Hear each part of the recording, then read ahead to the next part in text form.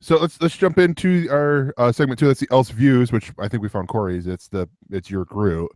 But this is the section of the show where we talk about movies, TV shows, basically anything that's on our nerdy minds or nerdy hearts that we want to talk about. Patrick, I actually want to start with yours because I'm a comic book reader. I've got way too many comic books in front of me. I've got way too many comic books on my tablet that I need to read before Wednesday. It's not going to happen, but it's the truth. And you're actually recommending a comic book. This is yes. Corey hasn't done this in a while, but so please tell me about Back to the Future. Back to the Future is a comic series that started right after the 30th anniversary of Back to the Future. So it started in 2015, around October 21st. And so it's been running about 2 years, and they've done 24 issues. So they're averaging one a month. There were 2 that came out in October, none came out in September, so it's a little haphazard, but it's averaging 1 a month. And it's one of the writers on it is Bob Gale from the Back to the Future movie series. And it follows in the canon and the continuity. It all fits in. It's unlike the cartoon series, which is just crazy. Right. This is actually like if Back to the Future continued, this would be the story. And so it has more traveling through time, and it has introducing new characters and new time frames to Hill Valley. So you get to see Hill Valley in the 30s and the 60s and the 70s. You get to see the latest storyline is learning why Uncle Joey went to jail. Oh, good. And so it's really interesting to see more of the McFly family history, and then they change the timeline and how they have to change it back. And so Back to the Future is my favorite movie of all time. And so this is, I don't subscribe to many comic series, and this is one of those few, and I love it so much. So if anybody's a fan of Back to the Future, they really need to be reading this. Did they do anything to explain away the differences of what is the girlfriend's name? Is it Jennifer? Oh, why they changed actresses? No, that's just If they do something like they switch Becky's on Roseanne and they actually give you a reasoning. No, that's terrific. And this is one of those things where everybody loves Back to the Future, and of course we're never going to see a continuation of Back to the Future, the films, as much as we've wished for it and keep wishing for hoverboards. Because it's become an impossibility without someone redoing the movies, which I'm not a huge fan of. But to take that and say, okay, but you can continue the story with these characters and the actors in your mind of who they were and everything, and do this. Buffy the Vampire Slayer has had a very good, long success in comics since the TV series ended. At first, they weren't in continuity, but then they switched it over and started over again, where they did it as continuing seasons. And I love that idea, because some things you don't want to let go, but realistically, can't ever be what they were again. And this is a great thing. Yeah, I wish they would do more Firefly comics. They've done some with Serenity, but I want a whole series like they're doing with Back to the Future, and it's great. And I hope it keeps going for a long time. They also did a spin-off of the Back to the Future called Biff to the Future. Oh, man. That shows you the timeline where Biff has the almanac, and it shows you what led up into his empire. Oh, wow. His casino and his crazy hair millionaire, getting into politics and all that crazy stuff that would never really happen. So. I thought I read that, but it was called The Art of the Deal. Yeah, there's some similarities there, which is odd, but Biff to the Future. It's a short series. I don't remember how many issues there were, but that's. I was going to say I thought it was the Hot Tub Time Machine 2. Yeah, that is a great choice. Yeah, and that's through IDW, right? Yes. Yep. Yeah, and I get it on Comixology, so I don't have to store physical issues. That's becoming an issue at the house. Yeah. Who would do something like that at all? I mean, I don't know. That's really weird. I told Corey I went overboard this past week on comic books, but I don't feel bad for it because the comic book shop that I go to has a hole in their roof, or had a hole in their roof. Hopefully they got it fixed. and we've had a lot of rain. So I'm like, yeah, I support dry comic books.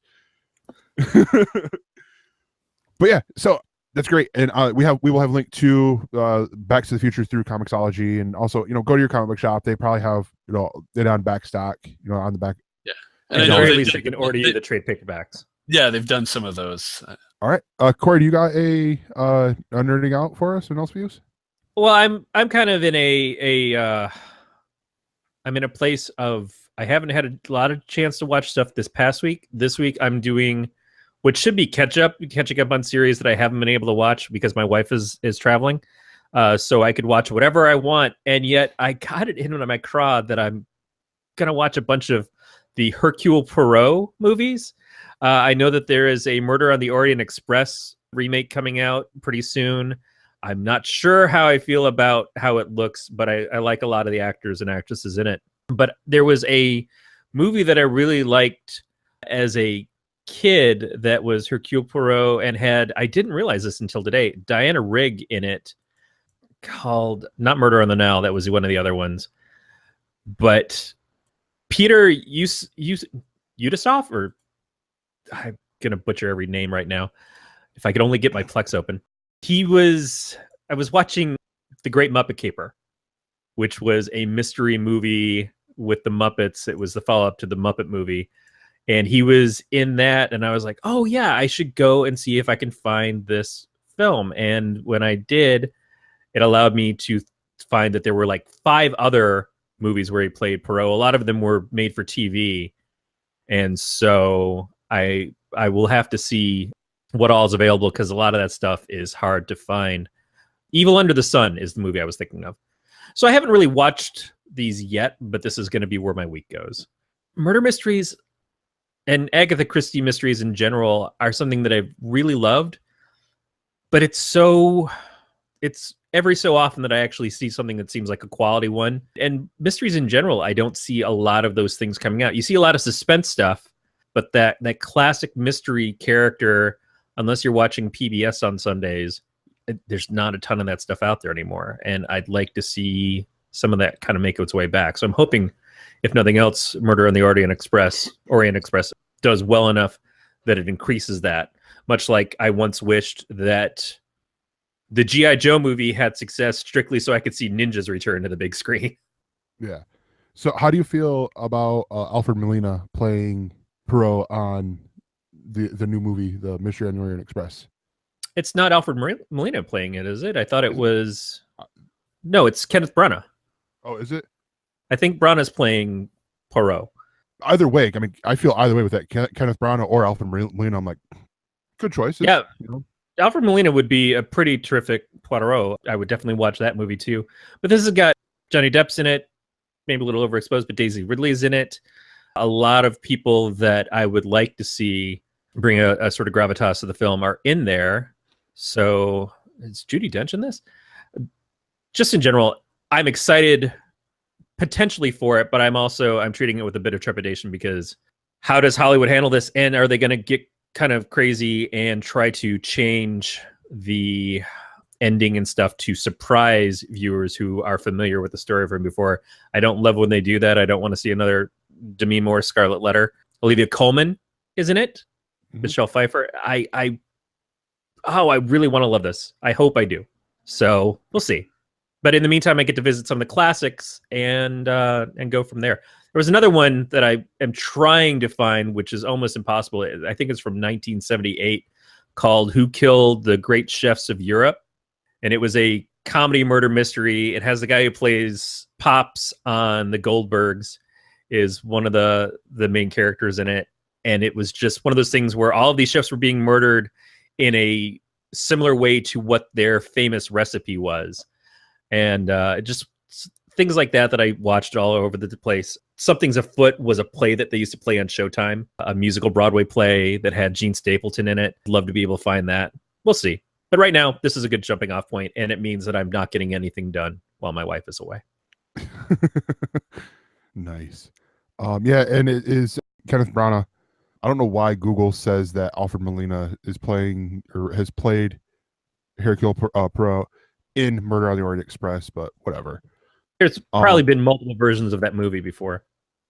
But I didn't even find it on his IMDb, but yeah, whatever. Anyways, so yeah, Hercule Poirot, check it out. It's also 2001 TV movie of Murder on the Orient Express. Okay. Yeah, and I think it's also a PBS TV series that they have, the Poirot. They had a long series of Poirot for PBS. Yeah, it's brilliant. So mine is sticking with the British theme that me and Corey have got going on here unintentionally. Mine is the Russell Howard Hour. So this is in the vein of Last Week Tonight, in all honesty, for us Americans here. This is Russell Howard. He's a stand-up comedian over in the United Kingdom. He had a show on the BBC called Good News with Russell Howard, or Russell Howard's Good News, and that got canceled, or well, it did not get commissioned for a new series. And then Sky goes, "We'll take you," and gave him a whole hour. And it's honestly, even though Russell Howard's Good News came on after The Watershed, so he could swear and stuff like that, it seems like here that now that he's on Sky One, it's like, all right, we can swear. All right, let's do it. They've had 5 episodes so far that they're all news related. And the one thing I love about this show, and it's the same thing I liked about Good News, is the fact that he doesn't focus on the negative. Especially with how the society is today and how we see the news, where this bad things happen and this bad things happen. He will talk about those, but then he always ends the show with looking at the hashtag RHGoodDeed or RHDeeds, and just how some of the things that people are doing for others, around the UK. This past episode, he actually started with an article, with a news story that he had found throughout the week that talked about since 2011, I think it was 2011, the self-harm rate in the United Kingdom on teenage women has gone up, or teenage girls has gone up because of self-confidence issues and stuff like that. And he played a clip from, he's talking about well, what do you expect when you look at, who their inspiration is? And he plays a clip from this YouTube video about Kim Kardashian saying how she gets the perfect selfie, where she knows her perfect angle, and then she goes and takes 300 photos. I'm like, how are your arms not bigger from, just the plyometrics of sitting there holding your phone in this spot to take 300 photos? And I'm assuming you're not using burst, where you're just sitting there, doing all the minor adjustments and stuff like that, and then picking the one photo that's going to go on your Instagram to get liked by millions of people. This is how he started the show, because he was frustrated for the fact that one of their papers, I think it was The Sun, this was on page 30. This was 23 pages behind their page 3 girl, who's, big busty girl, topless or whatever. And, and all this behind other issues that you look at and are these more important than, the fact that your future women here are harming themselves and all that? And I'm like, wow, this is really great, telling a story. And then he ended it with, hey, if you're a girl and you're feeling a little bit bummed, here's a video to cheer you up. And it was one of the funniest videos. I'm sitting there laughing, and I wanted to show it to my mom. She's like, oh, I already saw that. I'm like, she saw a video before I did. What? Come on, that's not fair. But it's a video of a lady, like a grandma, showing her husband a magic trick of making the penny appear in the bottle. He looks down, she squeezes the bottle, shoots him in the face with the water. It's just a classic, like one of those little YouTube videos to make you laugh. I honestly, I can't say much more good things about Russell Howard, the Russell Howard Hour. They have interviews with people. Like the last episode had an interview with Ed Sheeran on there. One of my favorite segments on there is called Playground Politics, where it's Russell Howard. He's going across the world and is talking about like money or different issues to kids and getting their opinion on it and all this stuff. And some of those kids, it's like, oh my gosh, this is the video that will prove that this kid is going to do something bad or something. No, it's not that horrible, but it's like some of these kids, you're like, they really think that? And it's funny. They paint it in a funny way. Yeah, I mean, it's I don't know. It's a show I watch because I like Russell Howard, and I think if you like Russell Howard, you will enjoy it too. and it airs on Sky over in the UK. If you want to help support the show, support the network, gncast.com/subscribe. And on there, you'll find our Patreon. You do that simple as $1 a month. You will get bonus content. I believe at $3, you get the Peter Fisher's app review show, which has been me and Brad so far doing it, where I talk about Exploding Kittens and then why I'm going to jail soon. No, I'm joking. The card game Exploding Kittens, it's an app now, and then the comic book reader that I use.